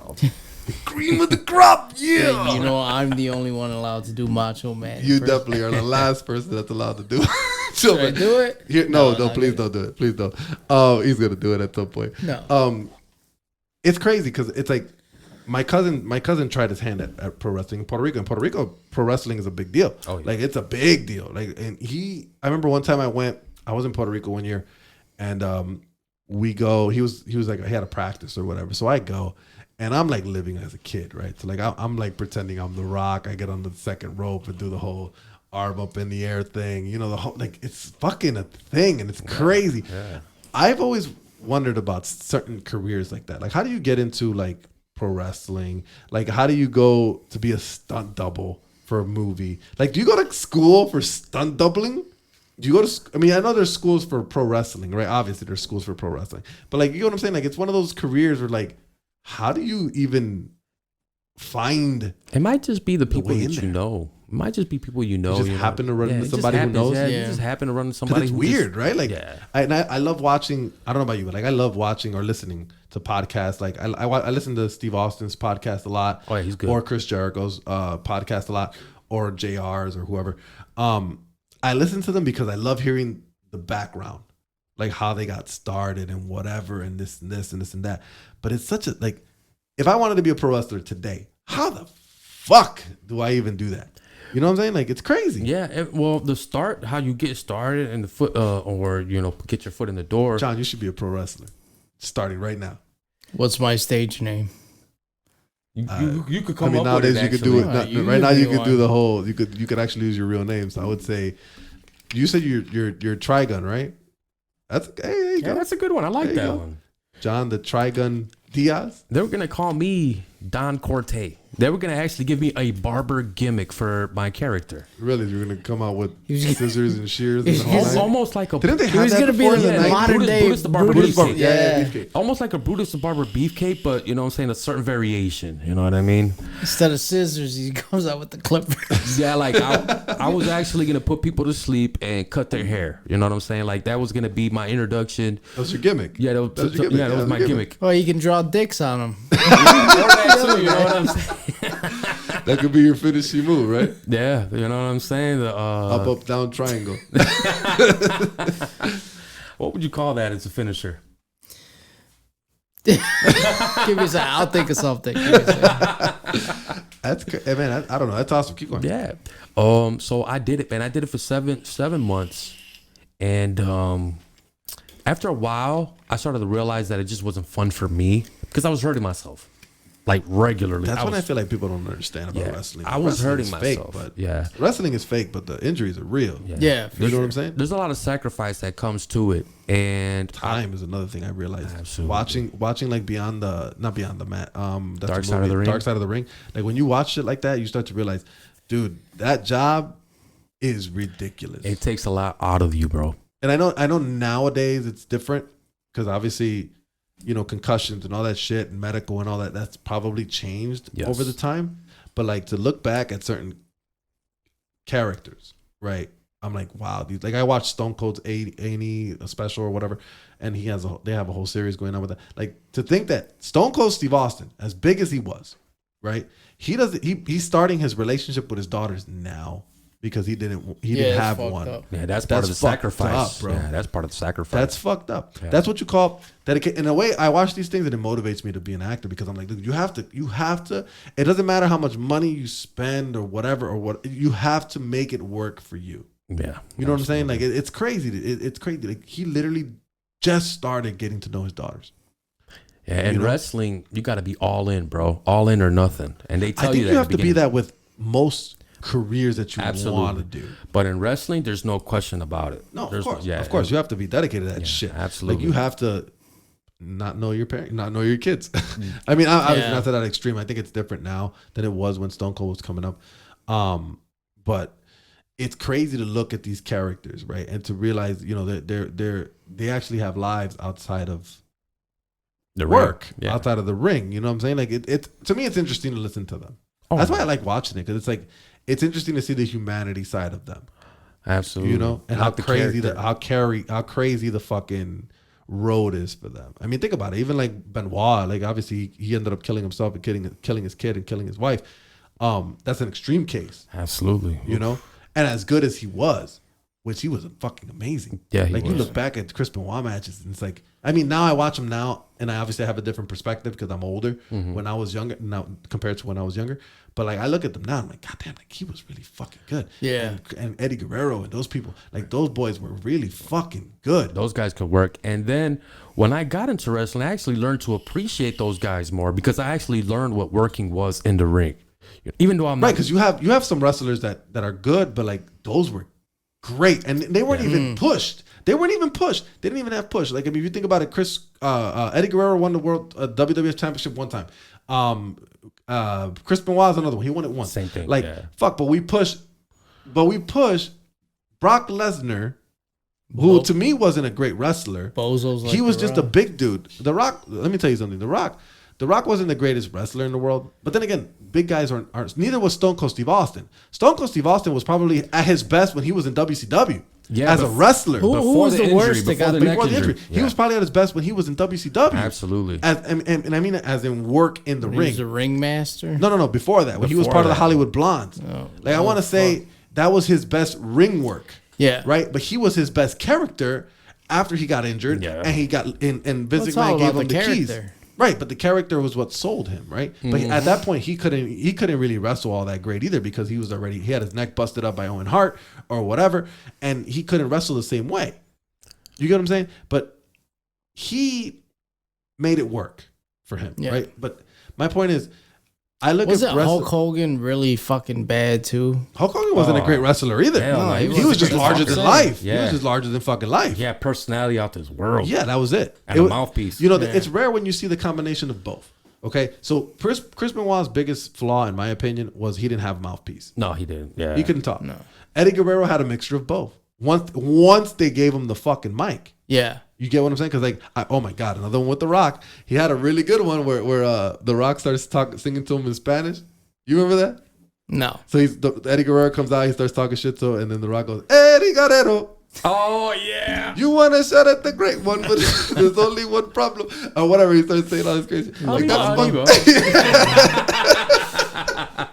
and then he goes, That was good. and then he goes, something like, The Rock's gonna whoop your candy culo type shit. Fucking hilarious. But once they gave Eddie the mic, they realized he's got fucking pipes, bro. That dude got the dude's got fucking talk. You know what I'm saying? Absolutely. And that's what makes, and that's when The Rock comes. So like The Rock wasn't, to me, he was a better wrestler than Stone Cold in the sense, because I feel like The Rock was a little more athletic than he was. But then Yeah, again, he was. obviously Stone Cold got hurt, so it's hard to tell, because Stone Cold was pretty athletic when he was young. Yes. When he was part of the Hollywood Blondes.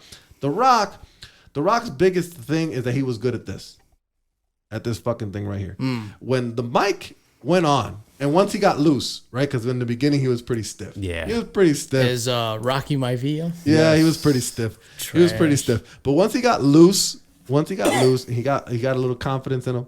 He was the best on the mic. Him, Jericho was really fucking good at the mic. Hunter was really good at the fucking mic. All of DX was good at the mic. Because if you go back and you watch the New Age Outlaws, fucking bananas. Everybody went crazy when the New Age Outlaws. Mick Foley was pretty good on the mic too. He's a was great good, too. storyteller. Great storyteller. He was great. Yeah. Mick Foley's one of the most underrated wrestlers to me. I agree 100%. Like, dude, this dude is literally legit. Yeah. Like, he was, and for a person who wasn't big, who wasn't muscular, and literally could tell you a story in the ring, bro, you can't beat that. Speaking of Road Dogg, right? He was good. He was trash. Like, body wise, he didn't have But anything. he had good, but he can talk. He wrestled, he could talk. Yeah, he had that personality. Remember the whole thing though? You didn't know? And the whole, your ass better tell somebody. Like, that whole thing was He got like that legit. over. Yeah, he got that over. And him and Billy Gunn wasn't a great talker either. All he had to say was, suck it. And the guy got his ass Or what was the over. other one? He literally, because he was Mr. Mr. Ass or whatever. Ah. His son is wrestling and Looks just like him. Bro, just fucking like him. I Yeah. saw him last night? This Wednesday. I was like, fuck, that's Billy Gunn's kid. Like, holy shit, he comes to the ring exactly like his fucking dad too. He's like, those are special people, bro. Like, they knew how to talk. You know what I'm saying? Like, the last one I saw that was a mixture of both in ring and on the mic was CM Punk. In my opinion, CM Punk was the best on the mic, and he can perform in the ring. Man, I thought CM Punk's wrestling was a little sloppy to me. Was it really? You I think thought so? he was a little. I think his elbow drops were a little messy, and some of his kicks just looked a little like just uncoordinated and a little slow. I think he was good at telling stories. Well, we saw Yeah, that he was in, great on the mic. Great on the mic. I think his because it was wrestling- him. It was just him. It was really him. It was him. Yeah, it was really him. we And I saw like- that in the UFC. He was pretty. Oh man, Dude, that was bad. he's got some balls for that though. I will give him that. Yeah, I'll give him that. You wouldn't do it. I wouldn't do it. What? I wouldn't go in the UFC ring You don't with know anybody. me, right? You would not. First of all, if you I went into would. a UFC ring, bro, you would get your ass kicked. No, but the question is, would I? And you know I would. Man, You know me, and you know I would. maybe. I don't know. I've seen you yeah. slap box and pussy out on not pussy out, but like not pussy out. What? I said that wrong. Hold on. Not pussy out, but like you hold back. Yeah, because I don't want to hurt the person So I'm slap I don't know boxing with. I don't know if that's the right mentality to go into the UFC for. Well, I mean, just me saying. I he don't know. was my But friend. CM Punk, back to CM Punk. I like CM Punk. I remember he was pissed off. We went to go. I have his autograph somewhere on here. He's all right. We He comes went to- off like a miserable guy. We went to go see him at C2E2 where he was there, and the whole time while I'm waiting in line, this dude's like, I could whoop his ass. Go tell him I'll whoop his ass right now. And I'm like, dude, this dude has training. Yeah. Come on, bro. You can't beat Yeah, somebody so who do has I. training. Training in what? Lawn clipping?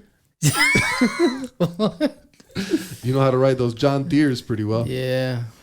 Yeah, I seen him at C2E2 too. I was kind of like, man, do I want to meet him? And I was just like, nah, he's not Hulk Hogan. Fuck it. I'll tell you what though, he was pretty cool. Like he actually talked to me. Really? Yeah, and I was kind of shocked because I was watching. Nobody else wanted to talk. No, you're full of shit. There was a little bit of line. It wasn't that much of a line, but like when you watch the people that were in line, like he was actually taking a minute to talk to them because normally, like I went that day to meet Amy Jo Johnson, the original Pink Ranger, and she was like, "Next, yeah, next, Watch my movie. next, yeah, watch my movie." She was like, "Watch my movie." He actually talked to me for a second. You know, I don't remember what I asked him. I think I asked him like if he was gonna be if he would take the Hall of Fame induction if they ever took him. He was like, "Nah, you know what? I think I'm done with that. Like I don't really wanna." And I respected that because like he actually took a minute to actually Give you a genuine talk to response. you. You know what I'm yeah. saying? Like I mean, I'm pretty sure it's probably a recorded fucking answer in his fucking head. How many times he's probably been asked that? But that made me look at him like, dude, this is real. Like he was legit. Like he got treated like shit. If and mind you, I take everything with a grain of salt because obviously it's his side of the story. If everything that he said was legit, he had a really shitty situation in WWF. Oh yeah. Really WWE. fucking really bad situation. Well, you know, you already know how Vince is. Yeah, like he's just killing these dudes. Fucking. Like he's killing them. He'll push them and then, you know what I'm saying, kind of like just kill their push. You know what I'm saying? He did that with CM Punk. He was world champion for a while.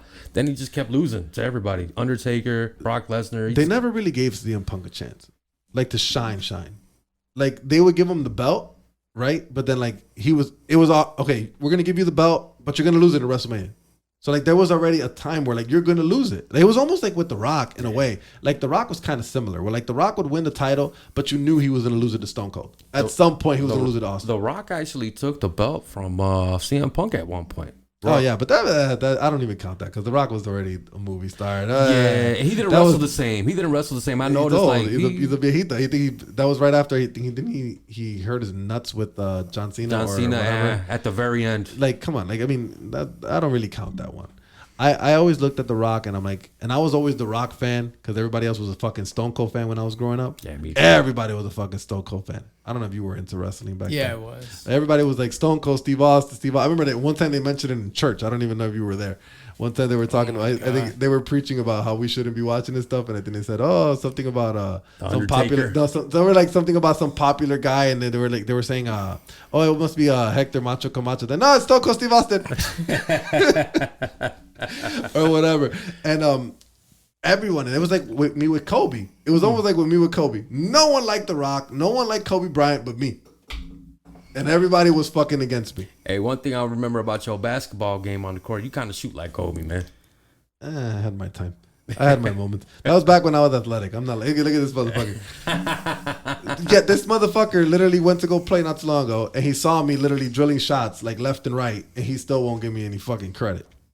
Because on defense, he doesn't jump. I'm fucking old. What do you want me to tell you? I'm old. The guy you were defending was about 15 years old. That's okay. I have a fucking bad knee. What you want me to tell you? Yeah, we all got bad knees after 30. Come on, bro. I got a zipper on my knee. What you want me to tell you? I can't move like I did before. I got to save it for fucking offense. I can't give you both. I'm not saying move. I'm just saying jump. Put a hand up. Did you not just hear what I just said? No. I literally cannot give you both. I can give you offense or I can give you defense. Take your pick. I think I'm more valuable on the offensive end. Just saying. It's debatable. I'm just saying. Dude, fuck you. John, hold on. You. You're a freaking hater. I'm 5'6". He's 6'3". I got one more block than he did. Come on. Jump. You. All right. I also have like 50 more points than you in the game. Yeah, but I didn't shoot. Whose fault is that? I gave you the ball. I was fucking hurt. I gave you the ball like 50 times. 10 seconds in, I was hurt. Oh my God. My knee buckled. I'm sorry you have to sit here through this argument that we always Didn't we play one time? Like a street ball with me, you, my brother? I feel like I've always played with everybody. Yeah, I'll play with you a couple times. I'll play with you like maybe twice. Dude, my basketball career is done and over with. I'm on the backswing. I'm on the backswing. The only reason I don't stop playing, honestly, is because a lot of times I play with people that are half my age. And I have games like I did that Sunday where I'm scoring everything and I'm like, I can still do this. But then I wake up the next morning for work and My knee. La Fucking verga. shit. There's my back. My back hurts. I can't stand up straight no more or whatever. But anyways, wrestling. I'm hoping wrestling gets Better? somewhere. Yeah, man. I mean, I enjoy it. Don't get me wrong. I think I think it's gonna die down. Absolutely. I think WWE right now is in bad shape as far as their product. You know, it's not to me, in my opinion, is definitely not entertaining. It's not. But the biggest gripe for them is that they didn't have a crowd anymore. And that makes a big difference. Absolutely. Like if you watch the product now, not having a crowd makes a big ass difference. And this obviously they've adjusted, so like they have fake crowd noises now, and they have the people in the screen Kinda keep the screens energy. or whatever. But I'm talking about like when COVID first started, like they had no one there. Dead. No, it was dead. And then the funny thing is the Stone Cold came out because obviously they had to go into their bag of tricks and try to get people to watch. So they invite Stone Cold Steve Austin. So Stone Cold comes out and he does his whole his whole shtick, and he goes and he puts his hands up and he's yelling at no one because there's no one there. No one. He's mouthing it and like, we can hear you, bro. Like you do know, like the mics are on. Like you don't like we know you're just moving your mouth. Like these people are like selling nothing, which I think is right now wrestling shouldn't exist. And until you can get a crowd, like wrestling should not fucking exist. Bad Bunny is keeping him alive right now. That's I think. and he was the best sad. thing, the best fucking thing At WrestleMania. at WrestleMania. Yeah. At the grandest wrestling show of them all, he was the best thing. That's crazy. Yeah, I think the best stories have already been told in wrestling. I think so too. Yeah, I think the best stories have already been told. I don't think there's anything else you could do or say. No, I mean, yeah, especially when now it's like it's handicapped because you can't be extreme anymore, right? You just can't because concussions and all this. And I understand Cancel why. culture on top of everything. Oh my god, I get all that, right? I get that now you can't do certain things because obviously we know better now, right? Because even Paul Heyman, who was a big ECW guy, he obviously created the whole thing. He even said it himself. He's like, if I can go back and say, we probably shouldn't do this, he would have said it, but we didn't know back then. Yeah.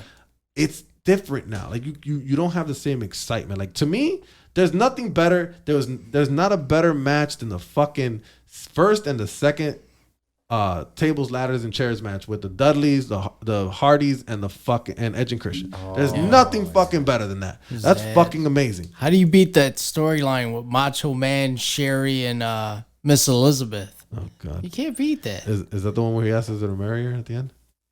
I think so. My favorite. I think so. Elizabeth, I love you. Will you marry me? I think And then he went from that to telling Spider-Man, "You ain't going nowhere." Yeah, Is it like I got you for 10 minutes. was a ring made out of Slim Jim? Bro, that Macho Man was awesome. Yeah, he was. It's crazy to think of, man. When you look back, we could talk about wrestling for fucking hours and hours. All right, so let's sum it up. If you give me a Mount Rushmore of wrestling, who you got? Oh man. So you got what, 5? 5 or 4? Four. 4. Give me 4. Okay, I'd say Undertaker, Okay. Shawn Michaels, Okay. Eddie Guerrero, Okay. and Triple H. And Triple H. You left a lot of names off that Mount Rushmore. Triple H. Triple H is expendable for me. I'm sorry. Really? To me? I put Austin in front of him any day. Fucking schnoz. Austin was good, but I just, man, dude. Don't get me wrong. Hunter was badass. Yeah, Don't get me wrong. Hunter was badass, but Hunter is the, man. He really is the game. I mean, he runs the whole show now. I agree. And he married the boss's daughter. Like, bro, like, not only are you the So game did Test on screen. I'm just on screen, yeah. But he took Tessa's girl though. He took and John Cena smacked their ass once too. bro. Yeah, man. John, who's your Mount Rushmore of All wrestling? right, this is tough. I don't know if I should go more childhood memories or Best of the best. Yeah, best of the best. fuck. Okay, Hulk Hogan, Okay, Grant. Ric Flair, Okay. fucking damn, fuck it, Stone Cold and The Rock. Ooh, nice. The fact that hold on, he needs that. I The fact that you never said I The don't like him Rock. as a wrestler. I don't man, like him as an actor. Okay, for me. the only challenge I have with this is if you think of who made the most for the business, right? So like, as much as I don't like him, and I wouldn't add him on my personal Mount Rushmore, but he's up there, is John Cena. Okay. As much as I don't like him as a character, right? He is important to the business, right? Because he was the WWE era, if you want to call it. When that started, when the WWE thing started, he was the fucking face, right? It was fucking John Cena. And the PG era too. Yeah, it's the whole PG era. Like, he literally was that. So, but I mean, he's not on my Rushmore, but he's a notable mention. To me, I have to go Hulk Hogan or Hogan, like the Hispanics say. Hogan. and Mira ese Hogan. Hogan. With a G at the end. Man, yeah. Macho Man Randy Savage got to, because those two carried the WWF. Oh, see, fuck, I forgot about him. Who? Macho Man. Macho Man. It's got to be Hogan and Macho Man. Hogan and Mach. The Rock and Stone Cold. Yeah. Because those two eras were the ones that I can't. saw the most. But see, right? Ric Flair is Ric Flair. Yes, but Ric Flair to me, I didn't see too much of Rick. Right? Because when you think of pro wrestling, to me, the first person that popped in my head is Hulk Hogan. Hulk Hogan. Oh, for sure. He's the first one. Yeah. The yellow and red just pops in, right? That's automatic. The next one who pops into me after that is Macho Man Randy Savage. And then after that is Stone Cold Steve Austin.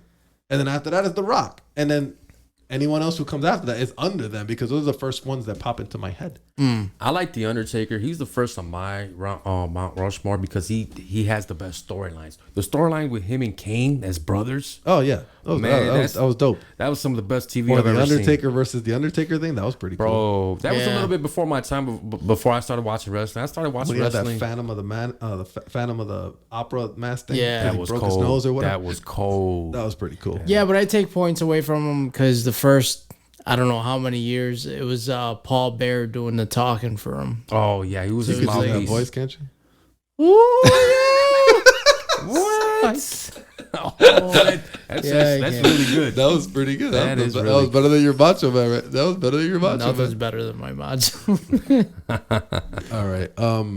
Wow, we've been talking for an hour and 41 minutes. This is gonna be a hell of an episode to edit later. Johnny, did you have a good time, man? I did. I had a great time, man. It's been a pleasure. We're gonna call it a night. You can come back whenever you want. We can talk about this all fucking day. Cool.